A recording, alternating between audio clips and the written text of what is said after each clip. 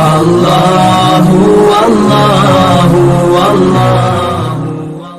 السلام علیکم ورحمۃ اللہ وبرکاتہ۔ رب اشرح لی صدری ویسر لی امری واحلل عقدۃ من لسانی یفقہوا قولی۔ اعوذ باللہ من الشیطان الرجیم، بسم اللہ الرحمن الرحیم۔ پانچواں مسئلہ، مشورہ میں اختلاف رائے ہو جائے تو فیصلہ کی کیا صورت ہوگی؟ مسئلہ میں اگر اختلاف رائے ہو جائے تو کیا آج کل کے پارلیمانی اصول پر اکثریت کا فیصلہ نافذ کرنے پر امیر مجبور ہوگا، یا اس کو اختیار ہوگا کہ اکثریت ہو یا اقلیت، جس طرف دلائل کی قوت اور مملکت کی مصلحت زیادہ نظر آئے اس کو اختیار کرے؟ قرآن و حدیث اور رسول اکرم صلی اللہ علیہ وسلم اور صحابہ کرام کے تعامل سے یہ امر ثابت نہیں ہوتا کہ اختلاف رائے کی صورت میں امیر اکثریت رائے کے فیصلہ کا پابند و مجبور ہے، بلکہ قرآن کریم کے بعض ارشادات اور حدیث اور تعامل صحابہ کی تصریحات سے یہ واضح ہوتا ہے کہ اختلاف رائے کی صورت میں امیر اپنی صوابدید کے مطابق کسی ایک صورت کو اختیار کر سکتا ہے، خواہ اکثریت کے مطابق ہو یا اقلیت کے۔ البتہ امیر اپنا اطمینان حاصل کرنے کے لیے جس طرح دوسرے دلائل پر نظر کرے گا، اسی طرح اکثریت کا ایک چیز پر متفق ہونا بھی بعض اوقات اس کے لیے سبب اطمینان بن سکتا ہے۔ آیت مذکورہ میں غور فرمائیے، اس میں رسول اکرم صلی اللہ علیہ وسلم کو مشورہ کا حکم دینے کے بعد فرمایا گیا ہے فَإِذَا عَزَمْتَ فَتَوَكَّلْ عَلَى اللَّهِ، یعنی مشورہ کے بعد آپ صلی اللہ علیہ وسلم جب کسی جانب کو طے کر کے عزم کر لیں تو پھر اللہ پر بھروسہ کیجیے۔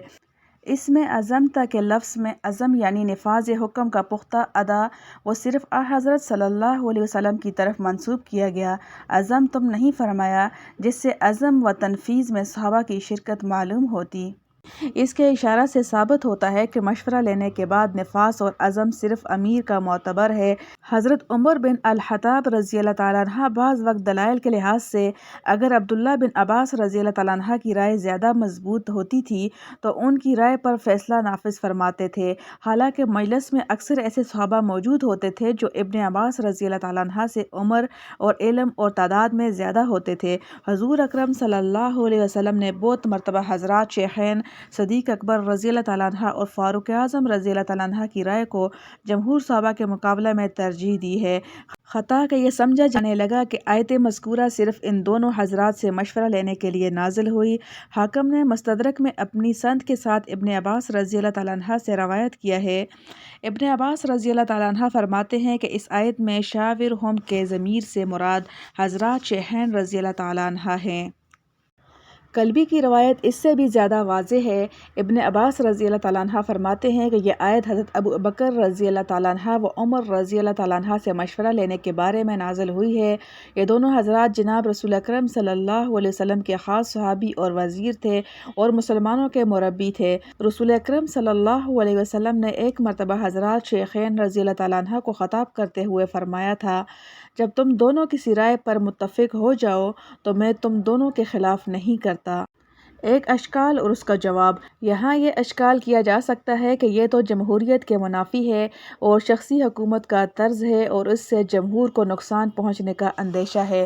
جواب یہ ہے کہ اسلامی آئین نے اس کی رعایت پہلے کر لی ہے، کیونکہ عوام کو یہ اختیار ہی نہیں دیا کہ جس کو چاہیں امیر بنا دیں، بلکہ ان پر لازم قرار دیا ہے کہ علم و عمل اور صلاحیت کار اور خدا ترسی اور دیانت کی روح سے جس شخص کو سب سے بہتر سمجھیں صرف اس کو امیر منتخب کریں۔ تو جس شخص کو ان اعلیٰ اوصاف اور اعلیٰ صفات کے تحت منتخب کیا گیا ہو، اس پر ایسی پابندیاں عائد کرنا جو بددیانت اور فساق و فجار پر عائد کی جاتی ہیں، عقل و انصاف کا خون کرنا اور کام کرنے والوں کی ہمت شکنی اور ملک و ملت کے کام میں رکاوٹ ڈالنے کے مرادف ہوگا۔ چھٹا مسئلہ، ہر کام میں مکمل تدبیر کرنے کے بعد اللہ تعالیٰ پر توکل کرنا۔ اس جگہ یہ بات بہت ہی قابل غور ہے کہ نظام حکومت اور دوسرے اہم امور میں تدبیر اور مشورہ کے احکام کے بعد یہ ہدایت دی گئی ہے کہ سب تدبیریں کرنے کے بعد بھی جب کام کرنے کا عزم کرو تو اپنی عقل و رائے اور تدبیروں پر بھروسہ نہ کرو، بلکہ بھروسہ صرف اللہ تعالیٰ پر کرو، کیونکہ یہ سب تدبیر مدبر الامور کے قبضہ و قدرت میں ہیں۔ انسان کیا اور اس کی رائے و تدبیر کیا، ہر انسان اپنی عمر کے ہزاروں واقعات میں ان چیزوں کی رسوائی کا مشاہدہ کرتا رہتا ہے۔ مولانا رومی رحمۃ اللہ علیہ نے خوب فرمایا ہے، خواہش را دیدم و رسوائی خواہش، امتحان ممکن اے شاہ بیش۔ اس جملہ فَإِذَا عَزَمْتَ فَتَوَكَّلْ عَلَى اللَّهِ سے یہ بھی واضح ہو گیا کہ توکل ترک اسباب اور ترک تدبیر کا نام نہیں، بلکہ اسباب قریبہ کو چھوڑ کر توکل کرنا سنت انبیاء اور تعلیم القرآن کے خلاف ہے۔ ہاں، اسباب بعیدہ اور دور اذکار فکروں میں پڑے رہنا یا صرف اسباب و تدابیر ہی کو مؤثر سمجھ کر مسبب الاسباب اور مدبر الامور سے غافل ہو جانا بے شک خلاف توکل ہے۔ الحمدللہ حمدا کثیرا طیبا مبارکا فیہ کما یحب ربنا ویرضی۔ ربنا ظلمنا انفسنا وان لم تغفر لنا وترحمنا لنکونن من الخاسرین۔ اللہم احسن عاقبتنا فی الامور کلها واجرنا من خزی الدنیا وعذاب الآخرہ۔